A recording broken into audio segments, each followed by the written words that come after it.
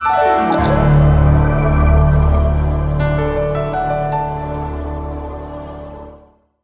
के अंदर एक किताब है रूथ, और रूथ एक किताब है जहाँ पर एक मसीहा को हम देखते हैं। कितने लोग जानते हो उसका नाम? कितने लोग जानते हैं? वहां भी एक मसीहा है, बोझ। हालेलुया। बोझ वहां पर मसीहा का काम करता है। आज हम जानेंगे बोझ के जीवन से कि मसीह कौन होता है। हालेलुया। मेरे प्रियो, जब रूथ की एक और वो थी, क्या बोलते हैं इसको, जेठानी, और उसकी सास थी नाओमी। हालेलुया। बोलेंगे नाओमी। मेरे प्रियो, उसकी सास थी नाओमी, और नाओमी के दोनों पुत्र मर गए थे। कितने लोग जानते हैं इस बात? हालेलुया। और नाओमी के दोनों पुत्र मर गए, तब जाकर के उनकी परीक्षा शुरू होती है। तब जाकर के उनके जीवन में परमेश्वर का आशीष आना शुरू होता है। हालेलुया। क्योंकि वो हमारे डिसीजन और हमारे निर्णयों से, मेरे प्रियो, परमेश्वर का आगमन होता है। आमीन। तो वहां पर जब चुनाव करने का समय आया दोनों बहुओं का, नाओमी ने कहा कि मेरे दोनों बेटे मर गए और मैं चाहती हूँ कि तुम दोनों अपने अपने, तुम जवान हो, कहीं और तुम्हारा शादी ब्याह हो सकता है। हालेलुया। ऐसा ही कहा है जो और कुछ कहा? तो मेरे प्रिय, उसके बाद क्या हुआ? क्या दोनों चली गई? हाँ, उसमें से एक चली गई और एक नहीं गई। क्या कारण था एक नहीं गई? क्या दूसरी ने ऐसा कहा था? हालेलुया। और क्या कहा? क्योंकि बहुत सी बातें होती हैं जो परमेश्वर को भाती हैं। हाँ, जहाँ तू जाएगी वहीं मैं जाऊंगी। तेरा परमेश्वर मेरा परमेश्वर होगा। अब से तू जहाँ रहेगी वहीं मैं रहूंगा। आमीन। हालेलुया। ये सच्चा प्रेम है। आमीन। कितने लोग मानते हैं कि सच्चा प्रेम है? एक चीज मैं आपको बता दूं, सच्चे प्रेम में कोई जात बात नहीं होता है, कोई धर्म नहीं होता है। सच्चे प्रेम में कोई ऊंच नीच कुछ नहीं होता है। सच्चे प्रेम में पक्षपात नहीं होता। सच्चे प्रेम में कोई क्या बोलते हैं उसको, गलत चीजों का कोई भी भाग नहीं होता है। हालेलुया।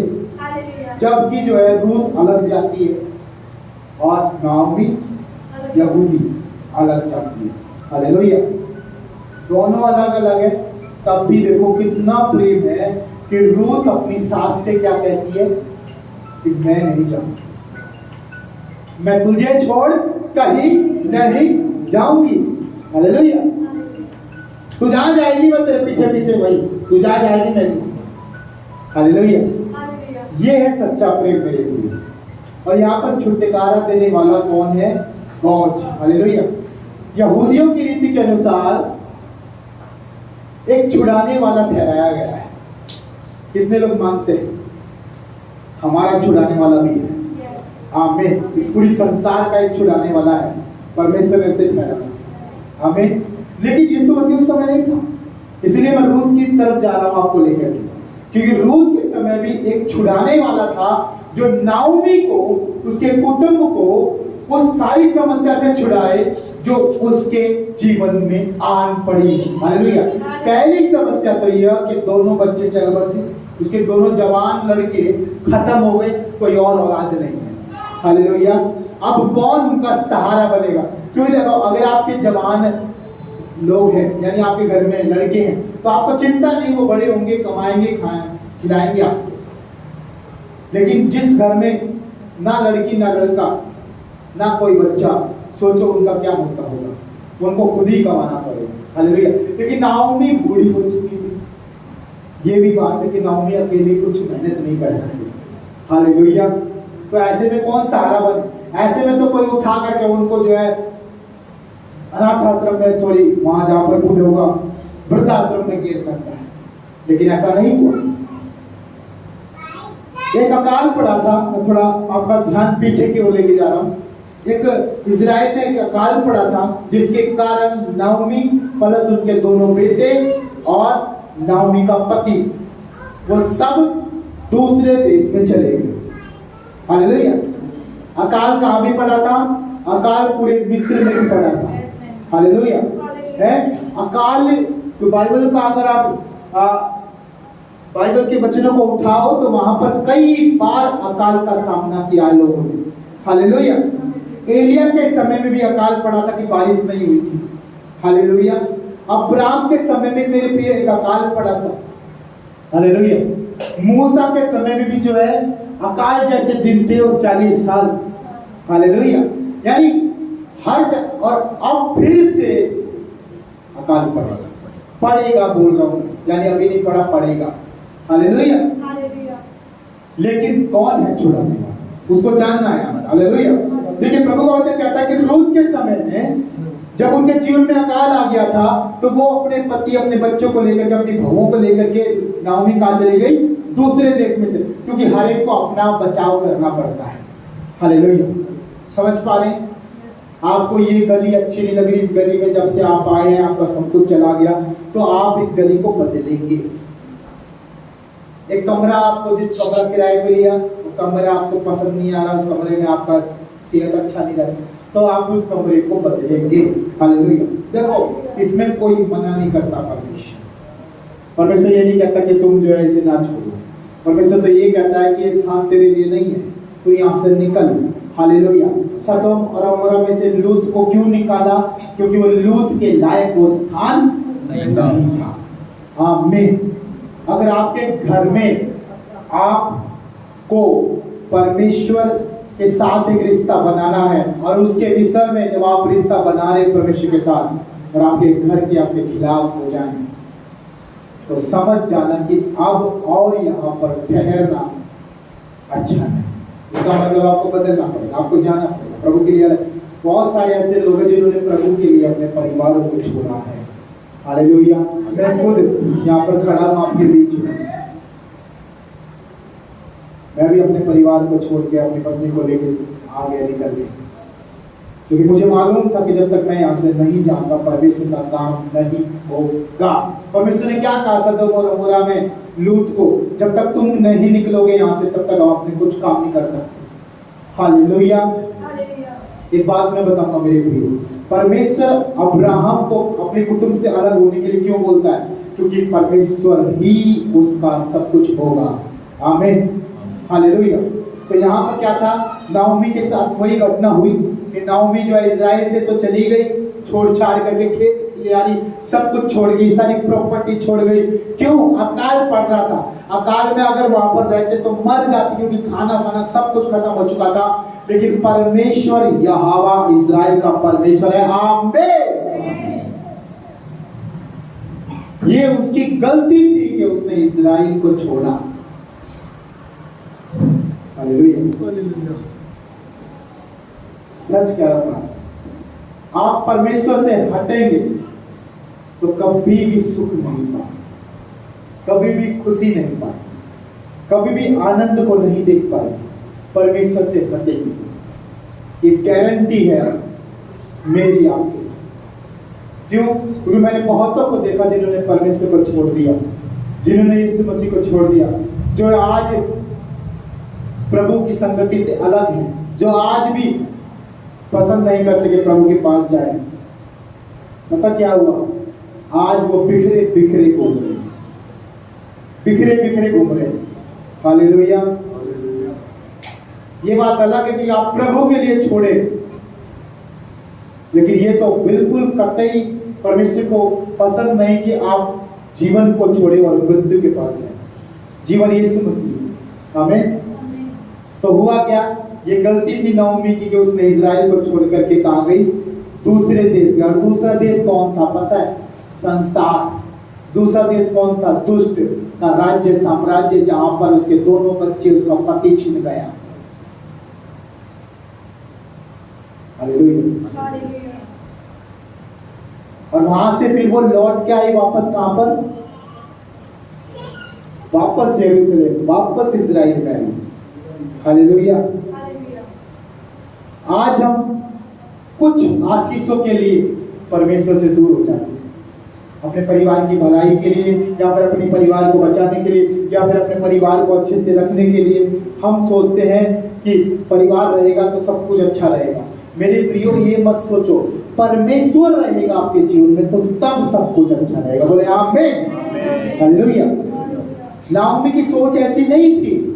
नाओमी भी उन मसीहों के समान, उन लोगों के समान जो संसार में, वो सोचती थी कि अकाल में हम सब मर जाएंगे, इससे अच्छा तो हम यरूशलेम को छोड़ दें, इजराइल को छोड़ दें और चले जाएं यहाँ से कहीं जहां पर भोजन हमें मिल जाए। परमेश्वर ने मना नहीं किया है, लेकिन परमेश्वर ये जरूर मना करता है कि तुम मुझे छोड़ के ना जाओ।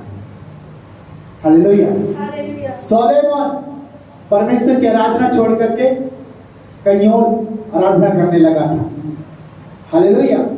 परमेश्वर के लोगों ने, यहूद जो 400 450 गुलामी में रहे मिस्र में, उन्होंने भी परमेश्वर को छोड़ दिया था, इसलिए गुलामी में चले गए।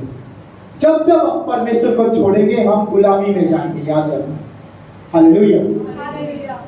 समझ पा रहे हैं? जब जब हम प्रभु के भवन को छोड़ेंगे, जब जब हम प्रभु से हटेंगे, जब जब प्रभु की संगति से दूर होंगे, हम गुलामी में जाएंगे। क्यों? क्योंकि शैतान बैठा है फाड़ खाने को। हालेलुया।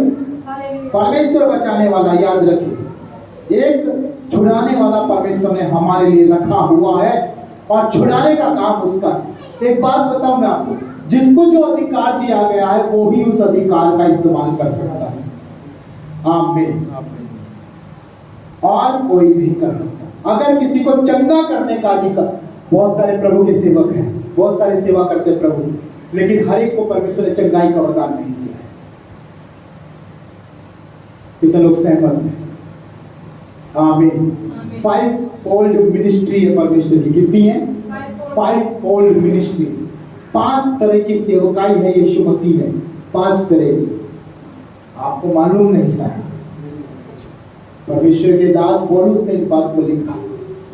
5 तरह। कुछों को प्रेरित करके नियुक्त किया गया है, अपोस्टल जिन्हें हम कहते हैं, जैसा आपको अपोस्टल, वो एक प्रेरित है, पास्टर नहीं है वो।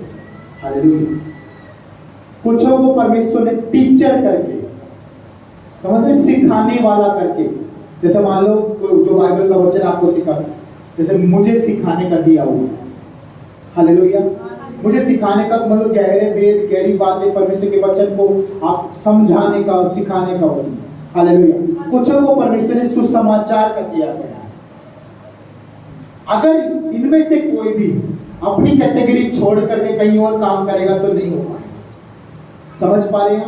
कुछों को परमेश्वर ने छुड़ाने वाला करके रखा है, चंगा करने वाला ठहराया है। हालेलुया।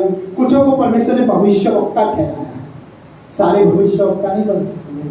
हालेलुया।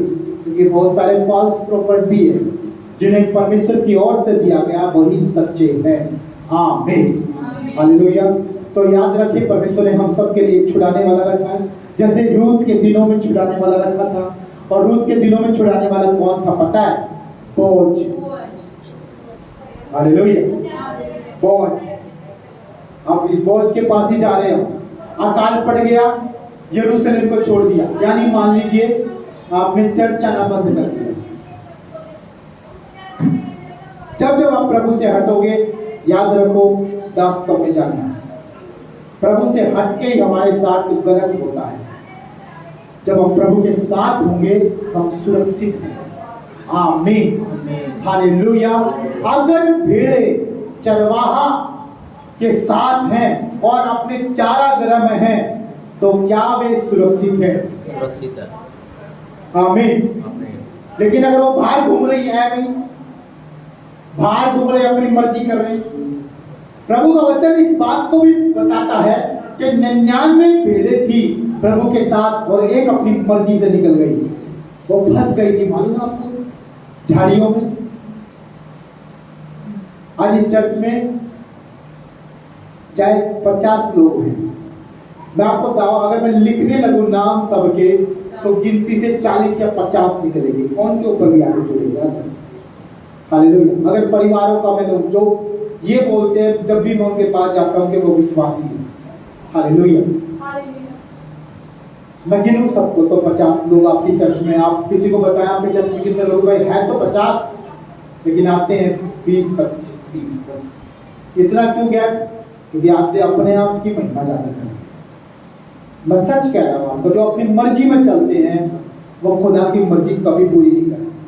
क्यों? क्योंकि उन्हें अपना ही सब कुछ दिखाई देता है, परमेश्वर का कुछ दिखाई देता है।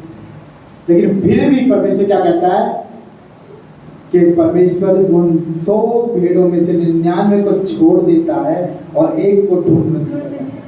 इस प्रेम देखो, प्रेम परमेश्वर, प्रेम कभी भी मेरे प्रियो जुझलाता नहीं, प्रेम कभी भी पक्षपात नहीं करता। अगर यीशु मसीह पक्षपात करता तो आज जितनों को परमेश्वर ने चुना है और वो छोड़ के चले गए, तो परमेश्वर आज उन्हें बचाता नहीं। हालेलुया। क्या आपको मालूम है आपके लोग चर्च में नहीं आते लेकिन फिर भी बचाए जा रहे हैं? ये प्रेम है परमेश्वर, वो नहीं छोड़ सकता। उसका वायदा है कि तुम छोड़ दो। मनुष्य जाति धोखा दे सकती है लेकिन परमेश्वर कभी भी देव धोखा नहीं दे सकता। आप कुछ दिन के लिए प्रभु से दूर हो सकते हो। इस शुक्रवार का वचन सुनना जो मैंने डाला यूट्यूब के ऊपर, उसमें बताया है कि धर्मी जो विश्वासी होता है, अगर वो सच्चा विश्वासी है तो उसकी जड़ वो कभी खत्म नहीं कर सकता खुदा के साथ। कुछ दिनों के लिए वो लापता गर्ज हो सकता है एक संडे को चर्च ना आए, हो सकता है बीमारी के कारण शायद वो 1 महीना भी चर्च ना आए, लेकिन वो अपनी जड़ खुदा से खत्म नहीं कर सकता, क्योंकि वो लौट के आएगा। यीशु जीवन का जल है। आमीन, हालेलुया। अगर जीवन की बातें कहीं पर है तो वो यीशु मसीह के पास ही है। आमीन। और कहीं पर आपको मरने मारने वाली बात होगी, लेकिन यीशु मसीह के पास आपको जो भी मिलेगा उसके वचन में, उससे हमारा जीवन और बढ़ेगा। आमीन, हालेलुया। तो यहाँ पर क्या हुआ, जब वो लौट के चले गए, यरूशलेम को छोड़ गए, है तो दुख की बात कि प्रभु को छोड़ना, लेकिन मेरे प्रियो प्रभु का वचन कहता है जहां वो गए आशीष के चक्कर में, जहां वो प्रभु को छोड़ करके अपने अभिलाषाओं को पूरे करने के चक्कर में चले गए, वहीं जाकर के उसका पति मरा, उसके बच्चे। संसार आपसे सब कुछ छीन लेगा, याद रखो। अगर आप संसार में मन लगाते हो, शैतान की यही कुवत है। प्रभु का वचन कहता है यूहन्ना की किताब उसके 10 में लिखा है, क्या लिखा है कि चोर आता है किस काम के लिए? चोरी करने के लिए, घात करने के लिए और अंत में नाश करने के लिए। लेकिन मैं आया हूँ जीवन देने के लिए और बहुतायत पर। आमीन। यानी इतना कि हम जीते जी जिएंगे और मरने के बाद भी जिएंगे। आमीन, हालेलुया। इसीलिए कहते हैं कि वो मरे होगा और जीवितों का दोनों का परमेश्वर है। आमीन। कौन से मरे होगा? जो प्रभु में मर जाते हैं उनका। वैसे एक जगह ये भी लिखा कि मरे हुओं से परमेश्वर का क्या संबंध, क्योंकि वो जीवितों का जीवित परमेश्वर है। हालेलुया। कलीसिया में मेरे प्रिय इस बात को कहते हैं, सुनो अब परमेश्वर ये कह रहा है कि मरे हुए से क्या संबंध। ये उनकी बात कर रहा है जो संसार में मर जाते हैं। हालेलुया। बिना यीशु मसीह के जो मर जाते हैं, परमेश्वर का उनसे कोई भी संबंध नहीं है, क्योंकि जीते जी हम परमेश्वर से संबंध बना सकते हैं। आमीन। एक रिलेशनशिप, एक रिश्ता, एक परमेश्वर का साथ आप जीते जी पा सकते हो, मरने के बाद नहीं, क्योंकि मरने के बाद सब कुछ अलग अलग हो जाएगा। शरीर अलग हो जाएगा, आत्मा अलग हो जाएगी, कुछ नहीं। हालेलुया। क्योंकि आत्मा बिना शरीर के कुछ नहीं। आमीन। प्रभु का वचन कहता है वो निकल तो गए, दुख पाया, अपना सब कुछ खो दिया, अंत में नोआमी को याद आया कि अब मैं अपनी ही भूमि पे, अपनी जन्मभूमि में, मैं यहूदी, मैं अपने ही परमेश्वर के पास लौट जाऊंगी। हालेलुया। मैंने क्या कहा? अगर सच्चा विश्वासी है वो कुछ समय के लिए अलग हो सकता है, लेकिन परमेश्वर उसके साथ तो रहेगा, परंतु कुछ खोना पड़ेगा, क्योंकि संसार में चला जाएगा, प्रभु से अलग तो हो जाएगा। फिर वो एक दिन की आशीष कैसे पाए? आज आप आए हो चर्च में, आज की आशीष आप लेके जाओगे यीशु मसीह के नाम में। आमीन। लेकिन जो नहीं आएगा नहीं पाएंगे, सीधी सी बात। जो आएगा वो पाएगा, आमीन। लेकिन जो नहीं आएगा वो नहीं पाएगा। आज की आशीष की बात कर रहा हूँ मैं, ये नहीं कह रहा कि वो स्वर्ग में जाएगा, मैं कह रहा हूँ आज की आशीष में मिलेगी बस उसे।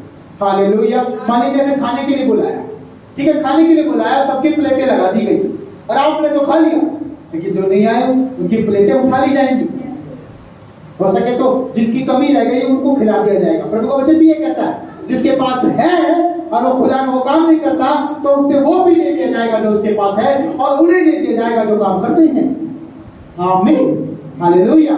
इसलिए प्रभु का वचन ये भी कहता है कि संसार में जो दुष्ट लोग मरते हैं उनकी संपत्ति परमेश्वर के लोगों के लिए छोड़ी जाती है। आमीन, हालेलुया। तो मेरे प्रिय नाओमी का एक फैसला, ये डिसीजन, मैंने इसलिए शुरू में कहा कि आपके निर्णय, आपके फैसले, आपके डिसीजन निर्भर है खुदा के आगमन के आपके जीवन में लाने की। अगर वो डिसीजन परमेश्वर की ओर से, निर्णय परमेश्वर की ओर से नहीं, तो सोचो आप कितना खो रहे हो। हालेलुया। क्योंकि जिस जीवन में यीशु ना हो वो जीवन किस काम का? जिस जीवन में यीशु ना हो वो जीवन किस काम का? हालेलुया। क्योंकि यीशु हंसाए, यीशु रुलाए, डूबे जो नैया यीशु पार लगाए। आमीन। तो मेरे प्रिय गीत पढ़ा और यहाँ पर सुनिए क्या हुआ उसके बाद। वो सब कुछ खो दी, तब उसे याद आया, क्योंकि अंत में जिसके ठोकर लगने बाद में पता चलता उस उड़ाऊ पुत्र के समान कि मैं अपने पिता के घर में तो ठाट बाट से रहता था। आमीन। कभी मुझे भोजन की घटी। कितने लोग यहाँ पर ये बोल सकते हैं कि मेरे घर में अन्न नहीं? कितने लोग बोल सकते? यहोवा मेरा चरवाहा, मुझे कुछ घटी ना हो। आमीन। मैं कहता हूँ आपके चाहे 1 हफ्ते 2 हफ्ते आपकी नौकरी नहीं है, काम छूट गया, क्या आप ये कह सकते हैं मेरे घर में भोजन नहीं? प्रभु ऐसा कहलवाएगा ही नहीं, प्रभु ऐसा छोड़ता ही नहीं किसी को। हालेलुया। आपका काम तब नहीं चलेगा। मैं कहता हूँ आपका काम मत करो 2 महीने, अगर आप सच्चे विश्वास में खड़े हैं खुदा के काम करने में, आप शायद आपको टाइम नहीं मिलता आपको काम करने में, लेकिन तब भी खुदा आपको चलाएगा। आमीन। ये विश्वास नाओमी में बाद में आया। जब ठोकर लगी ना तब संभली, उस उड़ाऊ पुत्र के समान बोली कि अब मैं लौट जाऊंगी वापस अपने देश में। हालेलुया। क्योंकि देखो अकाल आना हमारी परीक्षा है। क्या है? अकाल आना हमारी परीक्षा है, दुख आना हमारी परीक्षा है, समस्या आना हमारी, और धर्मी जन इस परीक्षा में पार होंगे। आमीन, हालेलुया। तो ये हमें समझना है पहली बात तो। लेकिन नाओमी को ये बात समझ में नहीं आई। जब अकाल पड़ा उसको ये समझ में आया कि हम जिएंगे कैसे, हम रहेंगे कैसे, हमें क्या मिलेगा, पीना मिलेगा, खाना मिलेगा। जो चिंता वो मिस्री में से निकले हुए इजरायली करते थे वो चिंता उसने करी, और कहते हैं कि उसका पति और दोनों बच्चों से हाथ धो बैठी। और फिर उसके बाद उसको पता चला कि अब मुझे लौटना है, क्योंकि मेरा परमेश्वर यहोवा है और यहोवा के पास रहूंगी तो मैं भी अपने बुढ़ापे के जीवन को अच्छे से काट पाऊंगी। हालेलुया। क्योंकि अकेली रह गई ना, इंसान जब अकेला पड़ता है तब उसे याद आता है कि हाँ कोई परमेश्वर भी है। हालेलुया। फिर उसकी बहू से पूछा क्या तू चलेगी मेरे साथ? अरे तू ऐसा करो, तुम तो जवान हो यार, तुम अपना जीवन खुद बिताओ, जाके कहीं और शादी करो। देखो अभी हो सकती है कहीं और अच्छे लड़के तुम्हें मिल सकते हैं, अब और मेरे कोई बेटा तो है नहीं तो तुम्हें ब्याह दूंगी। हालेलुया। एक ने फैसला किया, ठीक है सासू माँ तू सही कह रही है, अभी तो और मुझे रिश्ते आएंगे, अभी मैं और कहीं शादी कर सकती। लेकिन एक ने कहा चाहे पूरी जिंदगी कुंवारा रहना पड़े, चाहे पूरी जिंदगी मुझे बिना पति के रहना पड़े, चाहे पूरी जिंदगी बिना आशीष के रहना पड़े, चाहे पूरी जिंदगी बिना बच्चे के रहना पड़े, फिर भी मैं तुझे नहीं छोड़ूंगी। आमीन। कई औरतें ऐसी होती हैं, कई लोग ऐसे होते हैं कि यीशु चाहे तू मार कर तू छोड़, लेकिन तुझे नहीं छोड़। आमीन, हालेलुया। रूथ ऐसी ही थी, कुछ भी हो जाए तेरे साथ रहूंगी। लौट गए यरूशलेम और फिर ढूंढने लगे कि हमारा छुड़ाने वाला कौन है। ढूंढना पड़ता है, यीशु मसीह को बिना ढूंढे नहीं मिलेगा। इसलिए यीशु मसीह कहा ढूंढोगे तो तुम पाओगे। जब ढूंढ जब क्या करोगे? ढूंढ। आज भी संसार मसीहा को ढूंढ रहा है, याद रखो। आज भी जितने भी हमारी आंखों के सामने लोग दिखाई दे रहे, ये सब अभी भटकने के प्रोसेस में, ये ढूंढ ही नहीं है, मिला नहीं है कुछ भी अभी। लेकिन जो यीशु मसीह पर विश्वास कर लिए उन्होंने पा लिया। आमीन। जोर का ताली बजाइए। उन्होंने पा लिया। क्यों? क्योंकि यीशु मसीह ने कहा मार्ग भी मैं ही हूं, सत्य भी मैं ही हूं और जीवन भी मैं ही हूं। मेरे बिना कोई स्वर्ग नहीं जा सकता। हालेलुया। तो मेरे प्रिय, हमने तो पा लिया, क्योंकि तीनों उत्तर हमें मिल गए। जिस मार्ग को आज संसार ढूंढ रहा है वो हमें पहले ही मिल गया। आमीन। आप काहे के लिए भटकना? आप काहे के लिए प्रभु की संगति से अलग होना? जिस सत्य को संसार ढूंढ रहा है वो हमें मिल गया। आमीन। जिस जीवन के चक्कर में आज संसार इतना मेहनत कर रहा है वो हमें मिल चुका है। आमीन।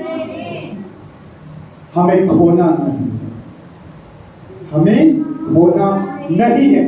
अब सोचो, यरूशलेम में तो वापस आ गई, इजराइल में तो वापस आ गई रूत, लेकिन एक बात है मेरे प्रियो, ना तो उसका अपना खेत उसके पास है, क्योंकि खेत के ऊपर किसी ने कब्जा कर लिया। जब आप अपना सब कुछ छोड़ते हो ना, किसके लिए? प्रभु के लिए नहीं, अपनी इच्छा पूरी करने के लिए, परमेश्वर का दिया हुआ जब छोड़ते हो तो परमेश्वर या फिर कोई और उसे अपने हाथ में। एक बात, अगर मैं चर्च में किसी को जिम्मेदारी दूं, मान लीजिए मैंने बोला कि भैया बहन तू चाय बनाएगी, लेकिन उसने क्या किया? उसने अपनी जिम्मेदारी अच्छे से नहीं निभाई, तो मुझे अधिकार है कि मैं उससे छीन करके या उससे वो आशीष ले करके मैं किसी और को भी दे सकता हूं, नहीं दे सकता? ठीक परमेश्वर भी ऐसा ही करता है। जब हम परमेश्वर को ठुकराते हैं ना, तो परमेश्वर किसी और पात्र को भी खड़ा कर सकता है। परमेश्वर किसी और विश्वासी को भी वो सेवा दे सकता है जो सेवा के लायक आप नहीं बने। हालेलुया। इसलिए मैं कहता हूं, जो भी आपको चर्च की ओर से मिलता है उस पे फोकस करो कि आप उसे ईमानदारी से कर रहे नहीं कर रहे। अगर आपको गाने का दिया है तो उस गाने पे फोकस करो। आपकी आवाज इतनी सुरीली आत्मा में भरने चाहिए लोग। अगर आपको बजाने का दिया तो आपको बजाना ऐसा हो कि आपकी उससे किसी को परेशानी नहीं बल्कि और आत्मा भर जाए लोग हैं। अगर आपको जो है चर्च में सफाई का दिया है तो आपकी सफाई जवाब देनी चाहिए, लोग देखते थे और क्या चमक रहा है चर्च। हालेलुया। अगर आपको जो है किसी और काम के लिए रखा हुआ है तो आपका काम बताना चाहिए, आपका नाम। आमीन। सही बात है, कितने लोग समझ रहे इस बात? अगर आपका नाम है सूर्य और आप कर रहे हो काम अंधकार के, तो आपका नाम कैसे बनेगा? हालेलुया। आपका नाम है क्या? प्रिया, और आप तक किसी की प्रिया नहीं बन पाए तो परमेश्वर की क्या बनेगा? हालेलुया। समझ पा रहे? शादी हो गई, आपने पति कभी प्रिया नहीं बनी, तो मेरे प्रिय को मूल चीज क्या था? जो आपके अंदर परमेश्वर ने रखा है उसे बढ़ाना है, घटाना नहीं है। आप में से कितने लोग यहाँ पर अच्छा काम कर सकते हैं? पता है, जैसे हमारे बीच में सीटी ठाकुर जी, ये लकड़ी का काम कारीगर है उसके लकड़ी। अगर परमेश्वर को कुछ अपने राज्य में, अपने भवन में, अपने लोगों में कुछ काम पड़ जाए तो अगर ये मना कर दे तो पता क्या होगा? परमेश्वर इसके गुण को जो है, जो टैलेंट दिया है, परमेश्वर अयोग्य जानेगा। क्या जानेगा? अयोग्य। अब जब परमेश्वर ही अयोग्य जानेगा, धीरे धीरे उसकी आशीष खत्म होगी। क्योंकि ध्यान रहे, वो पेड़ जो यीशु मसीह के सामने था वो फल वाला पेड़ था, लेकिन जब यीशु मसीह उसके पास गया उसमें फल नहीं मिले। और फल नहीं मिले तो यीशु मसीह ने कह दिया, आपसे तेरा फल कोई खाने ना पाए। इसका मतलब क्या है? जब यीशु के ही काम नहीं आया, जब परमेश्वर के ही काम नहीं आया, तो ऐसे बर्तन का क्या काम? यिर्मयाह की किताब में, शायद हेजेकियेल की किताब में एक बात लिखी है कि वो हमारा कुमार है और हम उसके हाथों के बर्तन हैं। कुछ बर्तन ठोकर के लिए बनाए जाते हैं तो कुछ बर्तन आदर के लिए बनाए जाते हैं। आपको आज चुनाव करना है कि मैं कौन सा बर्तन बनूंगा। क्या मैं अपने यहोवा के भवन में शोभा का बर्तन बनोगे? मेरे परमेश्वर का भवन शोभा से भरा पूरा हो। क्या मैं अपने भवन के लिए एक सुगंधित पदार्थ के समान बनूंगा? क्या मैं अपने चर्च के लिए एक आशीष पात्र बनूंगा? क्या मैं एक अच्छा प्रार्थना करने वाला बेटा बेटी बनूंगी? ये हमें चुनाव करना है। अगर आपको जो यहोवा ने जिस इच्छा से आपको बनाया, अगर वही आप पूरा करते हैं तो खुदा के जीवन से खुश है। आमीन। तू है मैं मिट्टी हूँ, तूने मुझको बना। हम गाते हैं क्योंकि यहोवा बनाएगा, लेकिन जो खुदा ने दिया है वो उसी में ही तो बनाएगा। सोचो, एक कारीगर है, सीख रहा है और उसे नहीं आ रहा है, वो प्रार्थना करेगा कि प्रभु मुझे सिखा ताकि मैं सीख करके तेरी महिमा करूं, तो परमेश्वर अपनी महिमा लेगा उसके काम से, इसलिए उसको सिखाएगा। आमीन। एक गाने की इच्छा आपकी तो है, आप तो चाहते कि मैं अच्छे अच्छे गीत गाऊं, लेकिन अगर आप प्रार्थना ना करें उनके लिए, आप प्रभु तैयारी ना करें, तो खुदा आपको और अच्छा कैसे बनाएगा गाने में? हालेलुया। है वो प्रभु का दास, वो सारी रात जागता था, तब जाकर के परमेश्वर से गीतों से भरता था। और ऐसे गीत कई एक ऐसी मीटिंगों में हो गया, जब वो गाने लगा तो बहुत सारे जवान खुदा के सम्मुख आ गए, अपनी जिंदगी खुदा के हाथों में रख दी कि हे प्रभु, सच में हम तेरे हाथों की मिट्टी है, तो हमें आज से हम पाप करना छोड़ देंगे। आज वो फिरने लगे अपनी अपनी बुराइयों से। खुदा कहता है कि उनके जीवन बचाएगा। आमीन। केवल एक आराधना का गीत ही काफी है लोगों के जीवन को बचाने के लिए। आमीन। सोचो जरा, आपका काम, आपका टैलेंट, आपके हुनर खुदा में है, तो आपका हुनर शैतान कभी खत्म नहीं कर सकता। वो 10 लोग मेहनत कर रहे हैं, आप अकेले उस काम को कर दोगे। आमीन। तो 10 लोगों को रखने से अच्छा वो मालिक आपको ही क्यों न रखेगा काम पे? नौकरी मिल गई, तो कितना बिल्कुल आसान था। मेहनत किसके लिए? संसार वालों के लिए, परमेश्वर के लिए ज्यादा मेहनत नहीं। प्रभु कहता बोझ तो मैं ले लूंगा तुम्हारा सारा, एक बोझ से दबे लोगो मेरे पास आओ, मैं तुम्हें क्या दूंगा? विश्राम। खुदा हमें विश्राम देना चाहता है ताकि हम विश्राम में आजाद होकर छुटकारा पाकर के खुदा के कामों के लिए तैयार हो जाएं। आमीन। हालेलुया। नाओमी ने सोचा कि मैं वापस लौट के जाऊंगी और मेरा सब कुछ मुझे मिल जाएगा। अरे कुछ नहीं मिला नाओमी को, लौट के तो गई वो। पता क्या हुआ? नाओमी का एक अच्छा व्यवहार, नाओमी का पश्चाताप का जीवन, नाओमी का प्रायश्चित उसके लिए रास्ते को खोलता है। आमीन। और उसके साथ नाओमी अकेली है। रूत का प्रायश्चित, रूत की प्रार्थना, रूत की दुआ, रूत का प्रेम उसके परमेश्वर यहोवा के साथ मार्ग को खोलता है। आमीन। और लिखा है प्रभु के वचन में, कुछ दिनों तक, कुछ महीनों तक कोई छुड़ाने वाला ना मिला, बल्कि रूत खुद नाओमी बेचती, क्योंकि नाओमी इस हालत में नहीं थी कि वो मेहनत करे, वो अपनी बहू को बेचती थी। जा दूसरे के खेत में जाकर के थोड़ा अनाज, थोड़ा वो क्या बोलते हैं उसको, कुछ वो पाली चुप के लिया कि हम दोनों भूखे ना रहे, खाना पीना। हालेलुया। पता है प्रभु का अनुग्रह देखो, जब खुदा में लगन लगी दोनों की, बहू की और सास की, आप में से सास बहू बोले मुझे मालूम है, सुनो, सास और बहू की दोनों की लगन लगी जब खुदा में, क्या हुआ पता है? बड़ा अद्भुत हुआ मेरे प्रियो। और वो अद्भुत क्या था? खुदा ने जिसको वो ढूंढ रहे थे, छुड़ाने वाले को, जिसको वो ढूंढ रहे थे जो उनको छुटकारा दे सकता है, जिसको ढूंढ रहे थे जो फिर से अपना सकता है उस ठुकराए हुए को, उसके लिए रास्ता खोल दिया। और वो छुड़ाने वाले के खेत में काम करती थी। आमीन। हालेलुया। हालेलुया। मैं कह रहा हूं मेरे प्रियो, आज खुदा छुड़ाने वाला आपके बीच में है। आमीन। हालेलुया। मेरे प्रियो आपकी लाइफ में है। आमीन। हालेलुया। क्या आप उसी खेत में काम कर रहे हो जिसमें वो छुड़ाने वाला है? क्या आप आज उसी के साथ बने हुए जो छुड़ाने वाला है? क्या उसके नाम में आज आप बने हो? क्या आप जानते हो कि कौन है छुड़ाने वाला? हालेलुया। तो आपका घराना छुड़ाया जाने वाला यीशु मसीह का नाम। आमीन। प्रभु का वचन कहता दोनों की सांस को, दोनों थी। प्रभु ने मार्ग खोल दिया। फिर उसे पता चला, उसने पूछा जिस खेत में तू जाती है मेरी बेटी, नाओमी ने कहा जिस खेत में तू जाती है मेरी बेटी, उसका मालिक कौन है?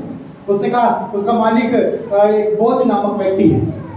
तो उसको याद आता है, क्योंकि वो बहुत पुरानी है, बुढ़िया हो चुकी है, और वो बोझ के पिता को भी जानती होगी, बोझ को भी जानती होगी, क्योंकि जब वो छोड़ के गई शायद बोझ उस समय जवान होगा। लेकिन एक बात हो रही है, बोझ ने शादी नहीं करी थी, क्योंकि परमेश्वर पुत्र को शादी के बिना भी रखता है। कब के लिए? जब परमेश्वर का समय आए, प्रभु उसकी शादी। आमीन। आज आप शादी के लिए चिंता करते हो, प्रभु के लिए चिंता करो। खुदा शादी करवा देगा, समय पे करवा देगा, आपकी नाक नहीं कटने देगा। आमीन। आपको धीरज के साथ खुदा की बात जोड़ना पड़ेगा। आमीन। हालेलुया। मेरे प्रियो, देखो अच्छा सब कुछ दिखता है, क्या मुझे अच्छा नहीं लगता कि मेरा घर भी टाइम पत्थर से जड़ा? क्या मुझे अच्छा नहीं लगता मेरे घर में इसी? तो मुझे अरे अच्छा सब कुछ लगता है, लेकिन कम से कम ये विश्वास रखो कि खुदा जब तू देगा ना, वो सबसे अच्छा। आमीन। आप अपनी मेहनत से कमा लो, क्या फायदा? क्या फायदा? आप यही बोल दोगे कल को, मैंने किया है, मैंने किया है, मैंने बनाया, मैंने दिया है, मैंने रखा है, मैंने किया, वो मैं आ जाएगी। लेकिन सोचो अगर वो खुदा की तरफ से हो, जब तक वो रहेगा, जब तक आप रहोगे, हर समय बोलोगे यीशु मसीह ने दिया, परमेश्वर ने दिया, प्रभु ने दिया, प्रभु ने दिया, प्रभु ने दिया। यानी आपकी महिमा नहीं, प्रभु की महिमा पहले, और जब प्रभु की महिमा होगी तो प्रभु और देगा। आमीन। हालेलुया। प्रभु का वचन कहता है कि तेरे पास इतना होगा कि तेरे पास जगह न रहेगी। हालेलुया। सात पत्ती को भी दुआ याद रखे, एलिया का वो वचन याद रखे कि एलिया ने जो कहा, उसने आज्ञा मानी और वो काम हुआ। कुछ खत्म नहीं हुआ, ना तो आटे के कनस्तर में आटा और न तेल की वो डोलची में तेल, कुप्पी में तेल खत्म हुआ, और पता चला कि वो धनवान, सारा कर्जा चुकाया गया। हालेलुया। आप बोलते कि हम कर्जा कहाँ से चुकाए? प्रभु आपको इतना देगा, और जब प्रभु आपको देगा कर्जा चुकाओ, और वायदा करो, कान पकड़ लो कि आज के बाद गलती नहीं करेंगे, आज के बाद गुनाह नहीं करेंगे, पाप नहीं करेंगे, आज के बाद ये उल्टा सुल्टा काम नहीं करेंगे, वचन के हिसाब में चलेंगे, तो परमेश्वर कभी होने ही नहीं देगा, और नौबत आने ही नहीं देगा। आमीन। प्रभु का वादा हमारे लिए सुरक्षा का वादा। हालेलुया।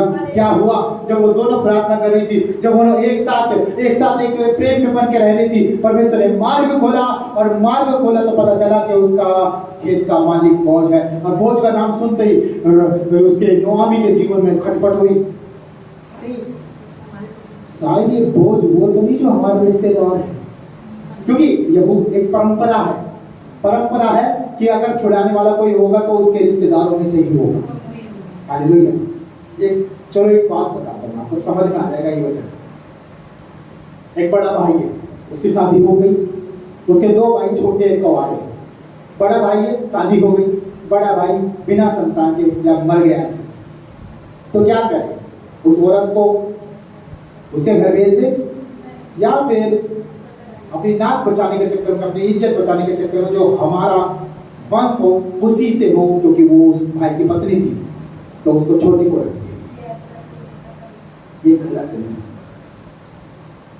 ये गलत नहीं। प्रभु कहता है अगर व्यभिचार के कारण कुछ भी किया जाएगा तो पाप है, लेकिन अगर त्यागी हुई ब्याई जाएगी तो वो ब्याई हुई से भी ज्यादा संतान पैदा करेगी। आमीन। प्रभु का वचन कभी झुठलाता नहीं मेरे को, हर चीज एक चीज बात सुनो। अब यहाँ पर अब क्या हुआ? पहले से दोनों बच्चे खत्म हैं, अब छुड़ाने वाला कुटुंब से ही होगा, कुटुंबी होगा, रिश्तेदारों में से ही होगा, तो पता चला बोझ उनका रिश्तेदार है। आमीन। हालेलुया। फिर उसने क्या किया कि तू बोझ से प्रीति बढ़ा। अपनी बहू को क्या समझाया? बोझ के साथ तो अपनी प्रीति बढ़ा, और जिस रात वो सो रहा हो अपने उसमें खलियान में, तो उसके पास जाना है ना। लेकिन जब वो गलत अच्छी सास है, वो जानते ये हवा पवित्र है, मैं भी पवित्र हूँ, हमारा शरीर पवित्र आत्मा मंदिर है, गलत कुछ नहीं बोला उसने बोला उसके चरणों में लेट जाना। समझ रहे हैं? चरणों में लेट जाना मतलब आज पति ऊंचा है, पति का दर्जा कहाँ पर है, और जो औरतें हैं वो चरणों में। इसका मतलब कि तू मेरा स्वामी है, मैं तेरी सेवक हूँ, सेवा करने वाली। हालेलुया। पता क्या हुआ? बोझ उठा सुबह, उसने देखा कि मेरे चरणों में कौन है। भाई थोड़ा ठोकर तो लगती है, उसने देखा कौन है, अरे तू। रूत क्या कर रही है यहाँ पर कि तू हमें छुड़ाएगा। रूत ने कहा तू हमें छुड़ाएगा। मेरी सास ने कहा है, नाओमी ने कहा, अच्छा नाओमी तुम्हारी सास है? ओ नाओमी तो जानता हूँ, तू मुझे छुड़ाएगा। फिर उसने कहा कि नहीं, मैं नहीं छुड़ा सकता, क्योंकि मेरे से पहले हक किसी और का। पता कैसा होता है, एक बड़ा होता है, छोटा होता है, फिर उससे छोटा होता है। बड़े का कुछ खत्म हुआ तो उसके किसके हाथ में आ जाएगा? उससे छोटे वाले का। मान लीजिए आपके 3 लड़के हैं, तीनों लड़के में से कितने बचे? 2। तीनों जिंदा है तो आपको तीनों डिवाइड करनी पड़ेगी प्रॉपर्टी तीनों को। लेकिन उनमें से एक चला गया तो उसे एक का हिस्सा आधा आधा करके दोनों को बांटा है। हालेलुया। तो यहाँ पर क्या हुआ? बोझ ने कहा कि एक और है मुझसे पहले जिसको ये हक है कि तेरे खेत को छुड़ाए, तेरे जो भी कुछ था यहाँ पर यरूशलेम में उसको छुड़ाए। हालेलुया। तो उसने कहा पहले मैं उससे बात करूंगा फिर। अब सुनो, परमेश्वर आपको कभी किसी गलत रास्ते में नहीं जाने देगा। आमीन। किसी गलत हाथों में आपको जाने नहीं देगा। हालेलुया। प्रभु का वचन क्या था? उसने उससे बात करी और उसके पहले से ही पत्नी थी। उसने बात क्या करी? उसने बात ये बोली कि अगर तू नाओमी के सारी चीजों को छुड़ाएगा तो नाओमी भी तेरी और नाओमी के साथ जो उसकी बहू भी है उससे तुझे विवाह करना है। वहीं पे वो घबरा गया क्योंकि वो पहले से शादीशुदा है, लेकिन बहुत शादीशुदा नहीं है। मैंने क्या कहा? कुछ को परमेश्वर इसीलिए अनमैरिड रखता है ताकि खुदा उसको बहुतायत से ब्लेस करे। आमीन। हालेलुया। अब यहाँ पर क्या हुआ? रूत जैसी पत्नी, चाहे भले वो त्यागी हुई है, चाहे भले उसका पति मर गया है, चाहे भले उसके जीवन में कोई बच्चा नहीं है, लेकिन रूत जैसी पत्नी होना ही एक बहुत बड़ी आशीष है। आमीन। एक ऐसी पत्नी जो यहोवा को इतना प्यार करती है, सब छोड़ गई लेकिन उसने नहीं छोड़ा। मैं आपसे क्या कहना चाहता हूँ? छोटा है बड़ा है ये मत देखो, ये देखो कि वो परमेश्वर से कितना प्यार कर रहा है। हालेलुया। चाहे आज उसके पास कुछ भी नहीं है, लेकिन अगर वो परमेश्वर से इतना प्यार करता है, वो आपके साथ रहेगा तो परमेश्वर की आशीष ऑलरेडी उसके सर के ऊपर है। सोचो, परमेश्वर की आशीष, परमेश्वर का हाथ उसके सर के ऊपर है। जब आप उस ऐसे लोगों को, ऐसे व्यक्ति को, ऐसी चीज को आप ग्रहण करते हो अपनी लाइफ में, तो परमेश्वर की आशीष नो की नो आपके पास आ जाएगी। हालेलुया। आमीन। आपके पास पहले से सब कुछ है, परमेश्वर के और दे दिया परमेश्वर ने। इसलिए परमेश्वर कहता है जिसने स्त्री ब्याह ली उसने उत्तम पदार्थ को पा लिया। आमीन। और वो स्त्री कोई और नहीं है, वो स्त्री यहोवा की बेटी है। आमीन। वो स्त्री चाहे भले ही अन्य जात, हम सब अन्य जातियों में से निकल के आए मेरे प्रिय। आज रूत भी आपकी और मेरी बहन ही है, वो भी अन्य जाति यहूदी नहीं है। बहुत सारे लोग बोलते हैं कि मुस्लिम है, ये तो यहूदी जाति का परमेश्वर। ना ना ना रे बाबा ना, ऐसा मत बोलो, क्योंकि परमेश्वर ने संसार के लोगों के लिए द्वार खोल दिया है। आमीन। आओ मुझ में पियो, मैं जीवन का जल हूं। हालेलुया। वो सबके लिए ओपन है। वो एक ऐसा कुआं है, वो किसी जात बिरादरी के लिए, वो सबके लिए है।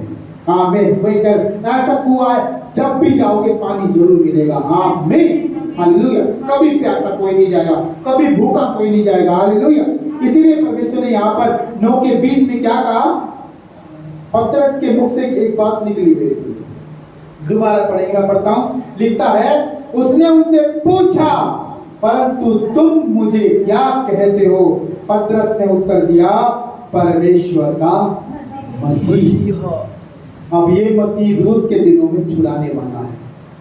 आमीन। और एक और बात बताऊं, वो बोझ यीशु मसीह का नाना है।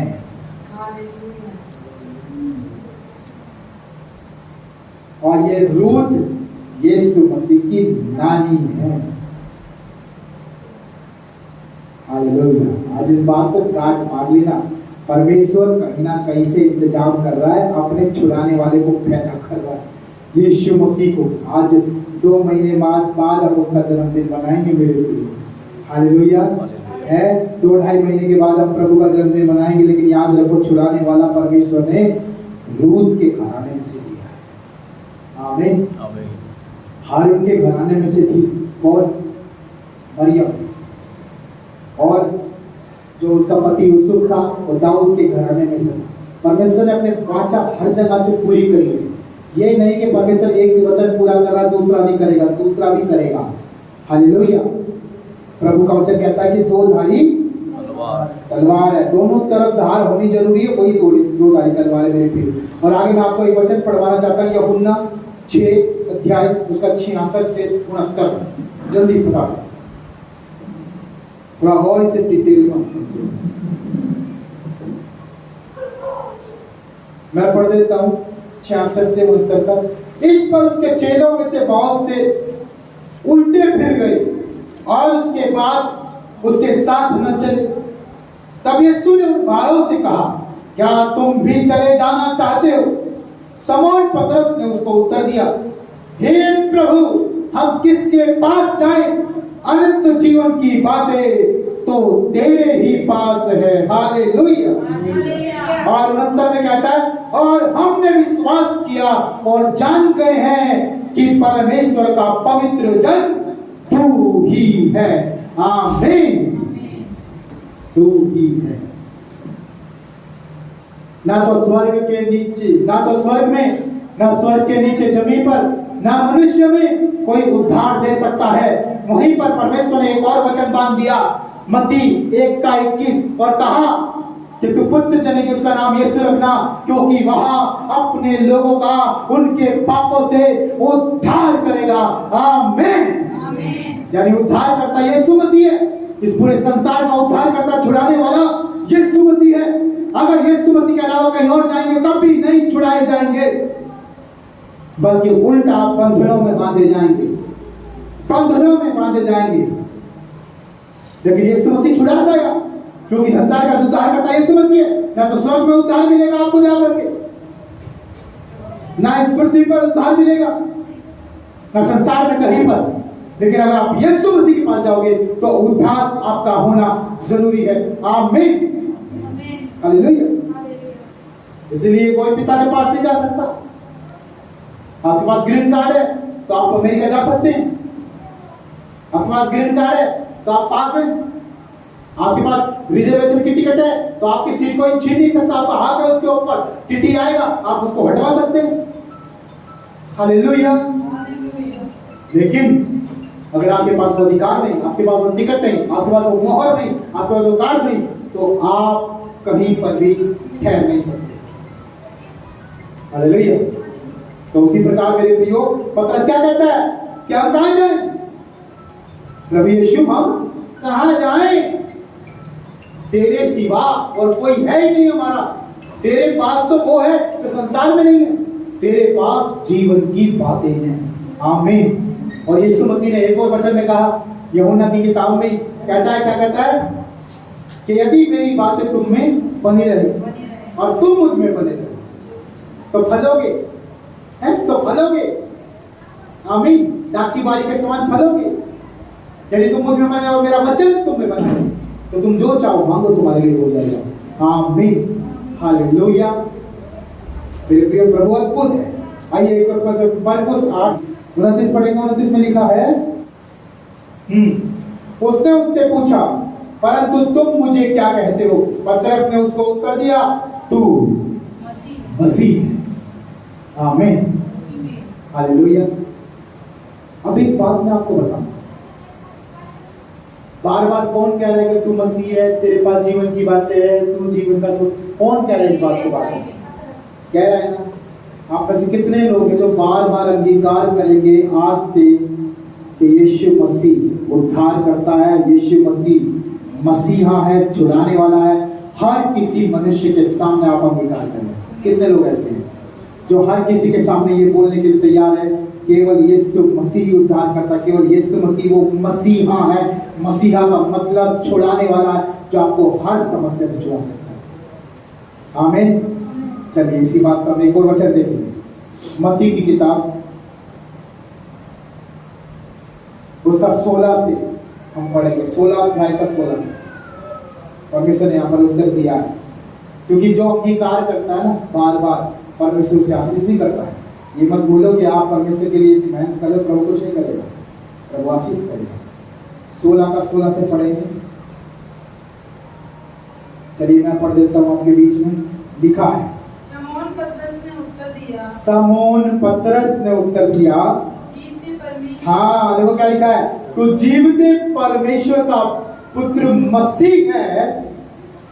यीशु ने उसको उत्तर दिया, हे समौन योना के पुत्र, तू धन्य है, क्योंकि मांस और लहू ने नहीं परंतु मेरे पिता ने जो स्वर्ग में है यह बात तुझ पर प्रकट की है। और मैं तुझे से कहता हूं कि तू पतरस है, और मैं इस पत्थर पर अपनी कलीसिया बनाऊंगा, और अधोलोक के फाटक उस पर प्रबल ना होंगे। आमीन। मैं तुझे स्वर्ग के राज्य की कुंजियां दूंगा, और जो कुछ तू पृथ्वी पर बांधेगा वो स्वर्ग में बांधेगा, और जो कुछ तू पृथ्वी पर खोलेगा वो स्वर्ग में खुलेगा। आमीन। हालेलुया। मेरे प्रियो, रूत को परमेश्वर ने छोड़ा नहीं, रूत को आशीषित मां बना दिया। हालेलुया। बोझ के द्वारा संतान उत्पन्न हुई, और उसी संतान में फिर और संतान, फिर उसके बाद मरियम और एलिसिबा वो आए, और उसमें से फिर यीशु मसीह। आमीन। हालेलुया। मेरे प्रिय, पतरस को परमेश्वर ने खाली नहीं छोड़ा। ये पतरस कौन है? वो जो प्रभु के साथ हर चीज में आगे था। क्या था? मरने के लिए भी तैयार। किसी और चलेगा जिक्र भी हुआ कभी कि मैं मरने के लिए भी तैयार। समझ रहे मेरे प्रियो? पतरस ने बार बार अंगीकार किया। जब यीशु मसीह ने बार बार पूछा तो सबसे था। आज मैं कलीसिया से कोई भी सवाल करता हूँ तो सबसे करता हूँ। मैं ये थोड़ी ना केवल एक बहन से करता हूँ, एक भाई से करता, नहीं, सबसे करता हूँ। पूछा सबसे था परमेश्वर ने, लेकिन बार बार उत्तर कौन देगा? पतरस देगा। पतरस कह रहा है, तू जीवित परमेश्वर का पुत्र है, तू जीवित परमेश्वर का पुत्र मसीह है, तू मसीह है, तू अनंत जीवन है, तू तेरे पास जीवन की बात है।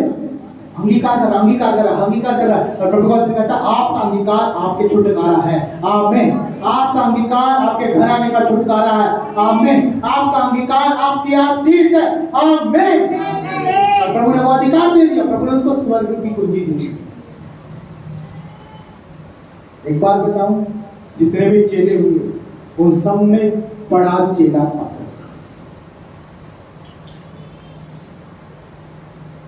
पौलुस खुद पतरस से पूछता था, ये काम करो नहीं करो। आज पौलुस सबसे ज्यादा सेवा करने वाला है, जरूर है, जरूर है। लेकिन मैंने क्या कहा, 5 वर्ल्ड मिनिस्ट्री है प्रभु की। वो किसी को कुछ करके, किसी को कुछ करके अपने लिए खड़ा करता है। लेकिन ये इसका मतलब ये नहीं कि आपके लिए कुछ नहीं रखा, आपके लिए कुछ नहीं रखा। सबके लिए उसने अलग अलग काम रखा है। बस उन कामों में आपको खुदा की महिमा करनी है। आमीन। हालेलुया। पतरस एक मछुआरा था। याद रखे, पतरस को ही कहा था, किसी और को नहीं कहा था कि अब से तू मनुष्य को पकड़ने वाला है। आमीन। क्या पतरस के पर 4 से 3 हजार लोग विश्वास में आए एक झटके में? हाँ, यीशु मसीह ने कितने हजार लोगों को, 5,000 लोगों को खाना खिलाया था।